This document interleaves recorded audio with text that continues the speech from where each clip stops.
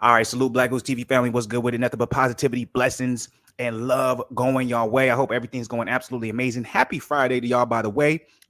Whenever you guys decide to watch this, hopefully y'all chilling and y'all enjoyed your Friday night or maybe a Saturday morning, whichever the case may be. But I understand it's the weekend. So if y'all going to get lit, get turned up, enjoy your time, man. You don't have much of it. So make sure you utilize the most of it or make the most of the time that you do have as of right now. Remember, tomorrow, Fluence Lounge, baby. We got Bivol versus Canelo, man. So you know we're going to be lit. So make sure you guys join me for Fluence Lounge. I'm going to have Zen in that thing as always. So with that being said, I got some breaking news for you guys when it comes to a potential matchup that's going to be happening this July. It has to do with Conor Benn. Now, I know y'all like, man, you just posted about Conor Benn a couple of days ago, and he was talking about he wanted to fight Keith Thurman, right? Remember, in that video, if you really watched it, I said, I do not see this fight happening. It seems impossible. Now, if it happened, fire, but there's just too much, in between bullshit that you would have to sort out for it to actually make sense. And Conor Benn isn't a big enough name, especially a big enough draw for them to go ahead, especially PBC, to jump through hurdles to try and make that fight happen. So it doesn't surprise me that now or a couple of days later from me dropping that video, and we have a potential real matchup being made, or at the very least in negotiation for it to be made for this upcoming July, for this upcoming summer. Once again, I want to salute and say thank you to the boxing gods, because if this ends up getting made, we just add more fire to the motherfucking summer when it comes to all these boxing fights that we got. So I'm gonna be quick and I'm gonna be short with this thing, because this is me just breaking some news, man, giving y'all a potential fight that we can look forward to. So Conor Benn, man, I'll give it to him.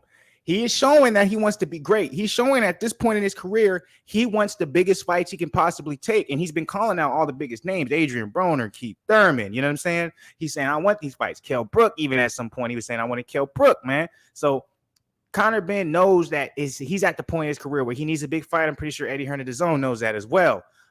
So hearing this and seeing this with Conor Benn versus Jose Ramirez in the works for July, that's a fire-ass fight. I don't care what nobody says. It's a fire-ass fight.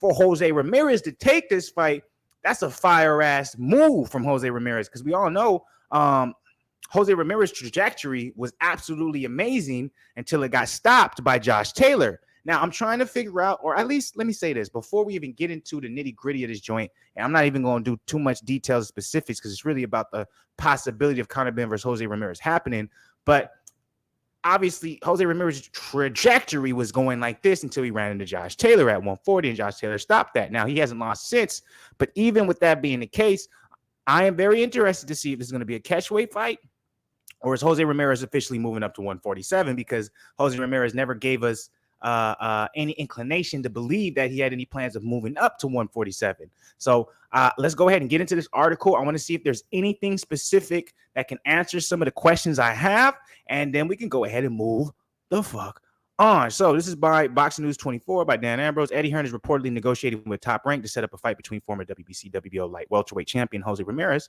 and Conor Benn for July. If the fight is made, Top Rank boss Bob Arum would be assuming that Ramirez will handle the young 25-year-old upstart Benn. With unified welterweight champion Errol Spence and WBO champion Terrence Crawford expected to move up to 154 in early 2023, the 147 titles will soon be vacated. Benn could be one of the contenders that benefit from the 4 titles being fragmented from the winner of Spence versus Crawford. Given that situation, Benn must get more experience under his belt against Ramirez before fighting for one of the vacated 147s. Of course, you can argue that no amount of experience on Benn's part will help prepare him to be the talented welterweight like Boots Ennis if he chooses, if he's the one that battles for one of the vacated titles. So, in making the Benn Ramirez fight, Hearn would be banking in on Benn's size, power, and youth advantage being enough to overcome the talent and experience that Ramirez has over him. In an interview last month, Benn mentioned Ramirez and these fighters as possible options for his July fight. Mikey Garcia, Danny Garcia, Maurice Hooker, Keith Thurman, and Jose Ramirez. So, it looks as if Jose Ramirez is the front runner when it comes to this particular fight. I see nothing on the particular weight. So, let's see what he said. 29-year-old Ramirez has already been in with far better opposition than Benn has. Benn recently mentioned wanting to fight former unified welterweight champion Thurman in July, but that was a pipe dream on his part, which I said. So nothing is necessarily being said in regards to the weight, unless I missed something. I'm pretty sure Jose Ramirez is still at 140. So I'll be interested to see how they make this work. Is it going to be a catch weight? Is Jose Ramirez moving up to 147? What is the case? And if there's anything that I'm saying here that does not make sense or I'm wrong about, I don't even know why I even got to say it. Y'all going to correct me below, because when I was talking about the Canelo Bivol fight and I said it's for all the belts, somebody's gonna go in the comments and be like, Canelo's belts aren't on the line. And it's like, nigga, I know that. It's that light heavyweight. When I say all the belts, I'm talking about Bival's belt. Like, I have to really specify that. Like, you think I'm that stupid, but maybe you do. I get it. You know what I'm saying? I get it. But with that being said, if this fight is really in the works and it's going to happen, are you guys interested in it? Who you guys got the edge over, or who you giving the edge to? Who would you rather see win? You know, et cetera, et cetera. All those goddamn questions. I want to know you guys' entire thoughts and opinions on this particular fight. Something you guys will be looking forward to. And I just want to know, man, is this going to be a catchweight fight? Is it going to be at 147? Did I miss something where Jose Ramirez has recently moved up to 147 and I just missed that announcement? If so, you know, let me know below. You know, I'm more than happy to hear that I'm wrong. You know what I'm saying? Because when I'm wrong, most likely it makes me connect all the dots where I was confused. Because if I'm confused, that usually means I'm wrong about something. I'm like, I missed something. Something's going on here. So let me know, BlakGooseTV family. I love y'all. Appreciate you as always. Keep supporting the channel. We're going to be back up in this thing tomorrow. Fluence Lounge for Bivol vs. Canelo. Might be the biggest fight of the year. Might be the goddamn biggest fight of the year. So make sure y'all join me for that. Much love as always. Hit the like button, subscribe.